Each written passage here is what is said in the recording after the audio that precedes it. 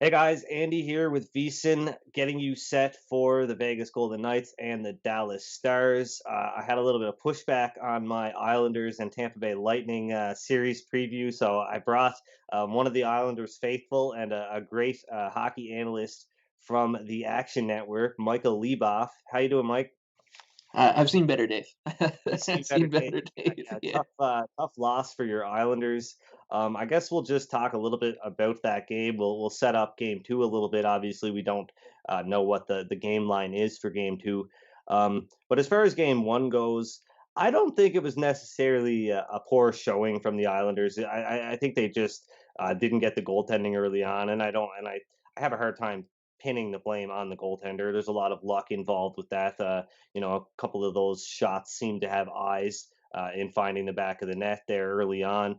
But it was just to me, as far as game number one goes, it just seemed like the Islanders they played pretty well. They had chances where they could have got back in the game, and it was just a matter of not getting the right the pass is not clicking, the bounce is not going their way. I mean, there was one instance where Barzell fanned on that beautiful rebound attempt, and I mean that is a goal probably one out of every three times kind of thing, and it didn't go their way this time.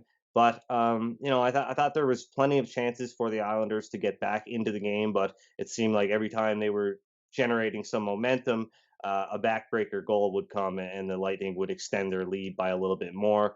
That seemed to be the theme of this game. I expect a much closer game in game number two. I expect a pushback from the Isles, even though this Tampa Bay Lightning team is much more talented, much more dangerous than any team they've faced so far. But just as an Islanders fan and as a objective sports better, what are your thoughts on game number one?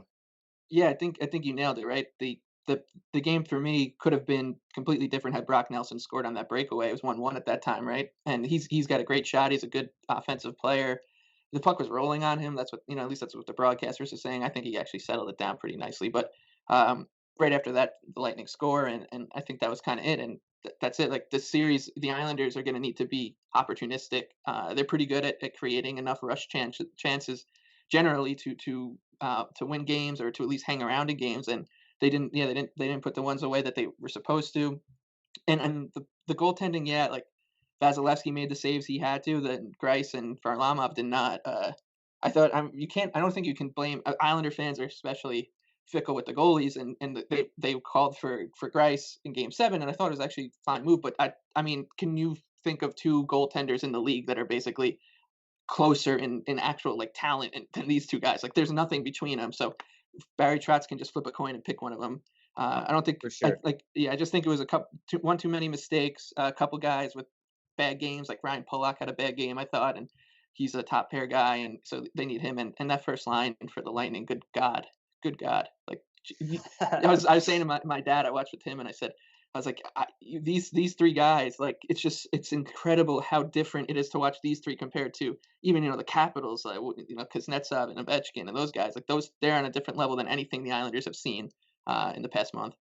Yeah, Braden Point is really having a coming out party. I mean, he dummied Pullock on that first goal. That was pretty ugly, but just an amazing effort from Point. He had a great night. The Tampa Bay Lightning power play was pretty dangerous. Like you said, the one luxury that Barry Trotz does have is he has two very established goaltenders that are capable of giving him pretty good performances night in night out. He didn't get that tonight, but thankfully he can go back to Varlamov in game two, which I guess you would expect. Is that what you see happening here? I think so, and I think it's more about just the Islanders Barry Trotz seems to trust him with more.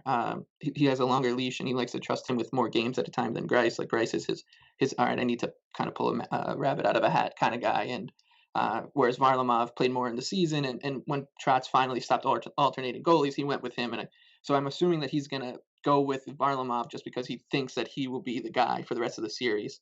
And like you said, he does have that luxury. So let's say he doesn't have it within like the first 10, 15 minutes of game two, we got to do this dance again. But the Islanders are one of a few teams that can actually do that. So And from a betting perspective, you were on the Islanders in game number one. Yeah, I did. I grabbed him at plus 140.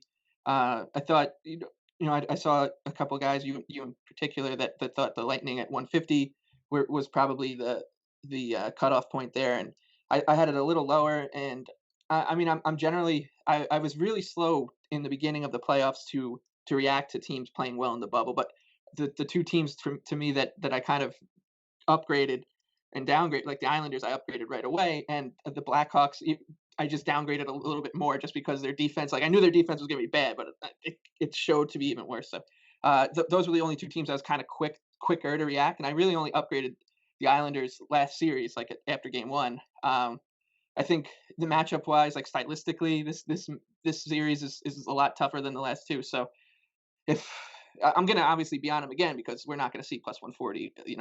That is definitely for sure. Like I think the Lightning will probably open one minus 160 ish, maybe even higher. Yeah, for sure, and that brings up another good point here. Heading into game two, I don't anticipate seeing any value on the Lightning. I think they'll be pricing themselves out. As far as I'm concerned, I had this game closer to minus 160. Not to say I was right. I got the right result, but once again, looking at the expected goals. From game number one, pretty even. So it looks like the Tampa Bay Lightning were just the beneficiaries of getting the bounces, so to speak. But definitely a big win for them and puts them in quite a good position going forward. Winning a game in a series is typically about a 20% swing as far as their, the updated series probability. And speaking of that, the next series, we've got the Dallas Stars leading this one to nothing. A pretty listless performance from the Vegas Golden Knights in game number one. As far as 5-on-5 shot attempts, they only generated 34. The league average is about 45, so just not good enough. A lot of people spoke to the fact that they had a bit of a pushback down 1-0 in the third period, generated quite a few shots, had the majority of the shot attempts, but very few of them were actually scoring chances or high danger chances. So not a great effort at all. The best player on the Golden Knights was Marc-Andre Fleury, and he'll likely not be, in nets in game number two. We're going back to Robin Leonard.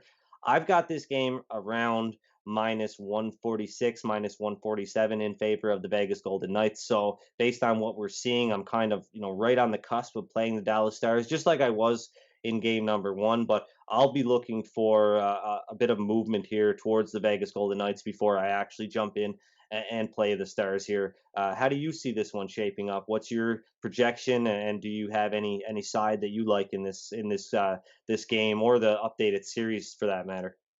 Yeah, I think I'll be on the Stars again. I was on them at 148 in game one, and I think the thing is with the Stars, they're so confusing because I was just saying, like, I've been really putting much more stock into how a team played during the regular season than how they did during the bubble. The Dallas Stars are a completely different team. Like we went from being a defensive, kind of power to now a team that went two series, traded chances, and even more surprisingly won, which had kind of getting in my head a little bit. But I kind of calmed down and went back to kind of just the numbers and thought that the Stars at like 140 to me was the number where I was looking to jump in, and I got it a lot higher than that. I'm expecting to be back on them. I think that Vegas will likely see some movement their way, especially with Leonard. Like I don't know what I guess the Flurry thing was a schedule thing, but now it really puts DeBoer in an interesting situation just because of how well he played. But I don't really think he'll think twice about it. He shouldn't because Robin Leonard's the better goalie. But I think I'm hoping that that number keeps moving towards Vegas, and I can get Dallas back, kind of almost where I got him in game one. Yeah, myself and Gil Alexander, were on a numbers game, obviously, on Monday, and we talked a little bit about that goaltending decision, and I kind of lean towards maybe DeBoer sensing a bit of a lackluster effort coming from his team, and kind of made him maybe wanted to feed Marc Andre Fleury to the wolves, so to speak, like to kind of save his starter as far as the emotional aspect of things, and maybe what a bad loss or a bad effort from the team in front of him might do to his psyche going forward. But I mean, that's just a guess because it really doesn't add up to any other way, really. I mean, I think it's fatigue or nothing as far as not starting Leonard. So yeah, we'll see him in game number two, I would imagine.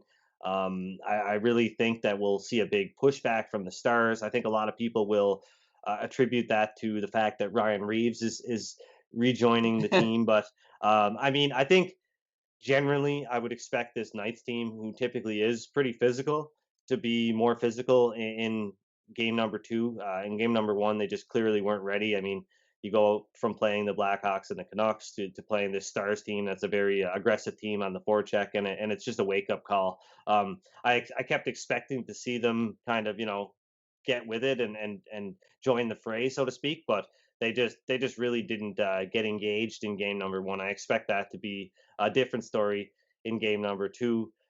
Anything else as far as player level stuff or anything like that that you've been eyeing in this? I know it's tough. We don't have props or anything at our Mhm. disposal right now, but is there anything that's been catching your eye? Anything that you've been playing throughout these playoffs? Yeah, so a couple of my favorite bets, and I don't really think that they're much more entertainment bets than anything. Have been first goal scorers here in the Okay. states. Obviously, like the legalization of sports betting has led to a more robust market, and I've played Shade Theodore a lot in the beginning. I think he cashed twice, once or twice for me, before his number kind of crashed. And I was playing Kirby Doc all the time in Blackhawks games. But I started to figure out like what I like to do is I like to target these big net front guys like an Anders Lee for the I Islanders already or something. know where you're going with this one, so you keep going, keep going.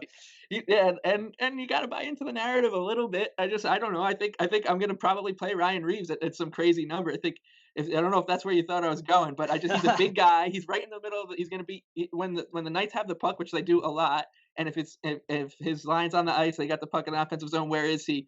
If he's not trying to hit someone, he's right in front of the net. Those rebounds pop up, and I think he was 160 to one at Circa a couple of nights ago for first goal, Wow, which is wow. insane. Like so, Okay, yeah. that's the reason I'm chasing after that bet. Like I can see it too.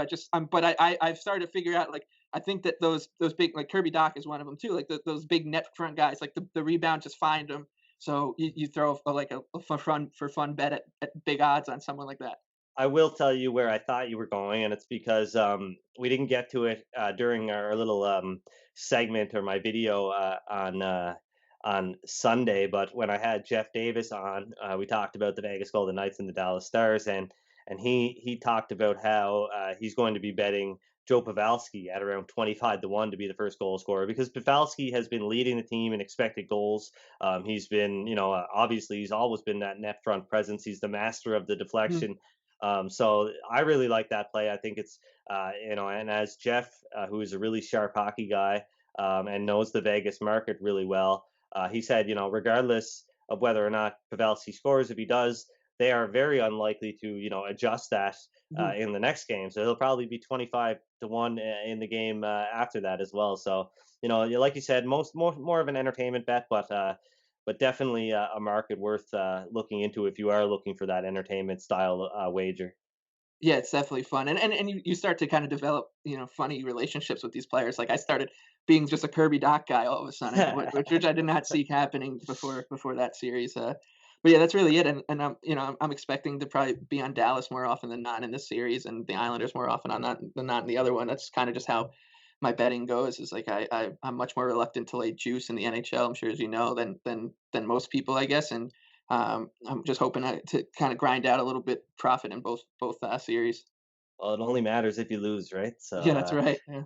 But thanks a lot for doing this with me, Michael. Hope to talk to you again about the Islanders. I know there's probably only 3 games left now, but no, I'm just joking. No, It's going to Barry's be a got. great series, and I expect closer games going forward for sure.